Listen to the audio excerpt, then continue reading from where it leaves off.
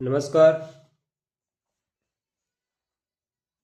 आज 16 जनवरी 2026 को supreme court ने एक बहुत ही बड़ा फैसला दिया है, जिसने यह फैसला पश्चिम बंगाल के एमएलए मुकुल राज से संबंधित है,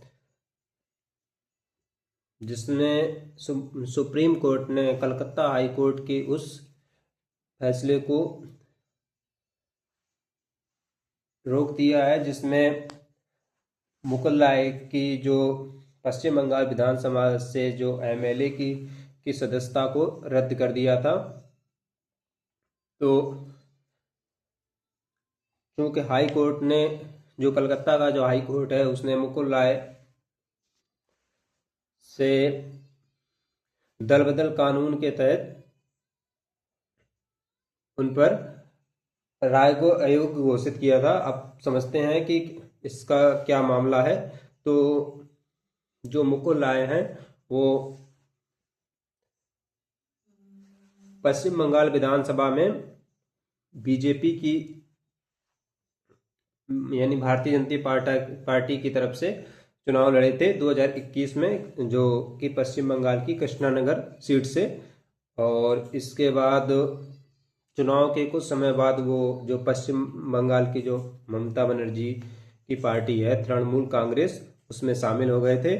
तो लेकिन इसके बाद उन्होंने जो वो सीट थे, उन्होंने वो सीट नहीं छोड़ी थी और वो उस सीट पर विधायक का पद ग्रहण किए हुए थे। तो इसी के तहत उन पर दल बदल विरोधी जो कानून है, उसके तहत एक नया विवाद हुआ था और इसके तहत उन पर जो एक कलकत्ता हाई कोर्ट में एक केस दायर किया गया था।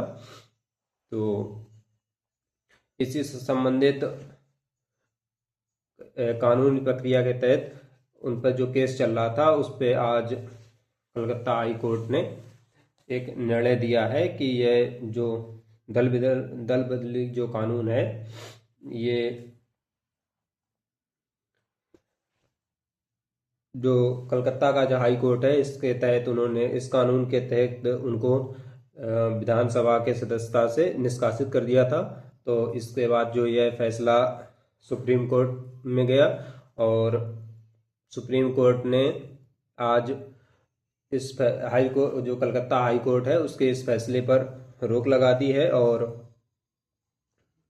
और जो मुकुल राय की जो विधानसभा की सदस्यता है, उसको तुरंत बहाल करने का आदेश दिया है। यानी कि अब अगले में वो विधायक बने रहेंगे।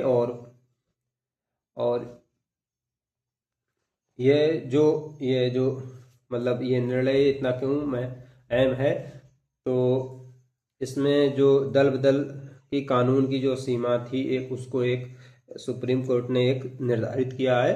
और सुप्रीम कोर्ट ने जो डिजिटल के तहत जो प्रमाण उनके तहत प्रस्तुत किए गए थे कोर्ट में, उस पर भी कहा था कि ये जो एआई से आधारित या फिर डिजिटल जो प्रमाण है, ये इसको बिना ही प्रमाणित किए कोर्ट में पेश करना एक अपराध की श्रेणी में आता है।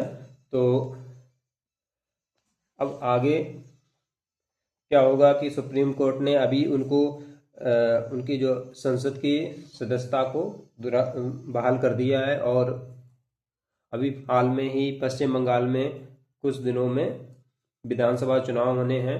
तो ऐसे में अभी उनकी सदस्यता पर जो स्थायी रूप से रोक लगा दी है और सुप्रीम कोर्ट इस पर आगे क्या सुनवाई करता है, तो इस पर अभी जो सुप्रीम कोर्ट है, उसका अंतिम फैसला आना बाकी है। और तो जिससे यह निर्धारित होगा कि जो मुकुल राय है, उनको अयोग्य ठहराया जाएगा या पूर्ण रूप से कि नहीं, या उनकी जो आगे की जो फ्यूचर की जो पॉलिटिक्स है, उस पर उनका क्या असर पड़ेगा।